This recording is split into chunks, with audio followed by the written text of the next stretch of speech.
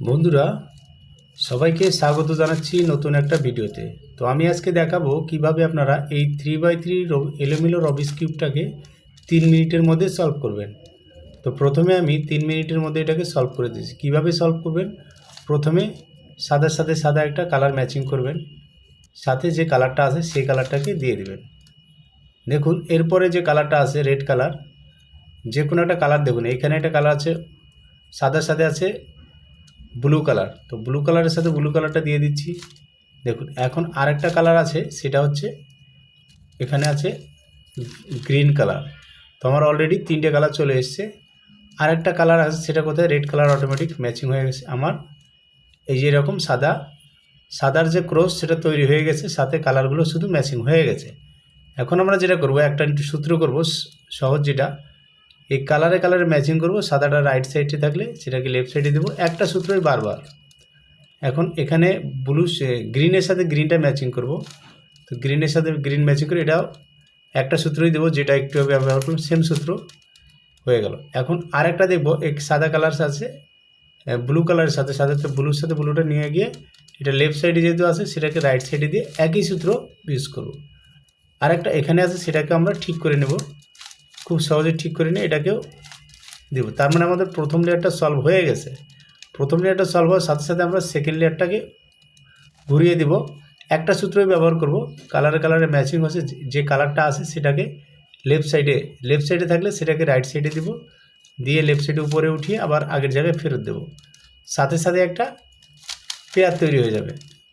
এরপরে আরেকটা দিব, সেটা হচ্ছে কি সেম কালার দেব, রেডটা আছে রাইট সাইডে, সেম সূত্র, রাইট সাইডে থাকলে লেফট সাইডে দেব, রাইট সাইডেকে উপরে উঠাবো, সেটাও ম্যাচিং হয়ে গেল।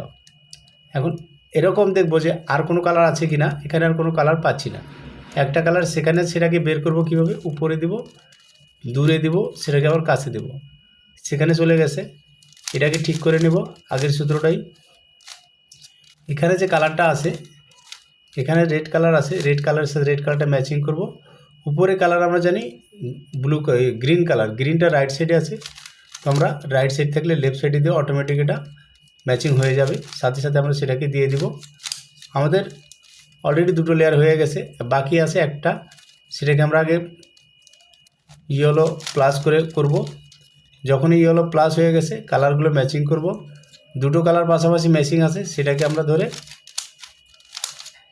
এটাকে এভাবে দিয়ে দিব যে মিডলগুলো মিলে গেছে। মিডলগুলো মিলে যাওয়ার সাথে সাথে আমরা সেটাকে আবার এই যে কোনো একটা কর্নার ঠিক আছে, সেটাকে আমরা রাইট সাইড রাখবো, এটা কর্নার ঠিক নেই, এই কর্নারটাকে রাইট সাইড রেখে আমরা সেই সূত্রটা দেবো। এটাকে প্রথমে দিয়ে দূরে দিব, এটাকে উপরে দিয়ে রেখে দূরে দেবো, দেওয়ার সাথে সাথে এটা আবার আগের জায়গায়, সেটাকে আবার আগের জায়গায় দিয়ে নেব। আমার ইয়েলো প্লাস ঠিক আছে, মিডল ঠিক আছে, এখন কর্নারটা এখনও ঠিক হয়নি, এখানে রেড কালার এসছে, সেটাকে আবার ঠিক করে নেব। তো আমার এটা ফিনিশিং হয়ে গেছে, এই দুটো ফিনিশিং হয়নি। ফিনিশিংটা দেওয়ার জন্য শুধু আর ব্যাক এখানে ফলো করব, হয়নি, আবার আর ব্যাক, সেটাকে দেওয়ার পর ফলো করব।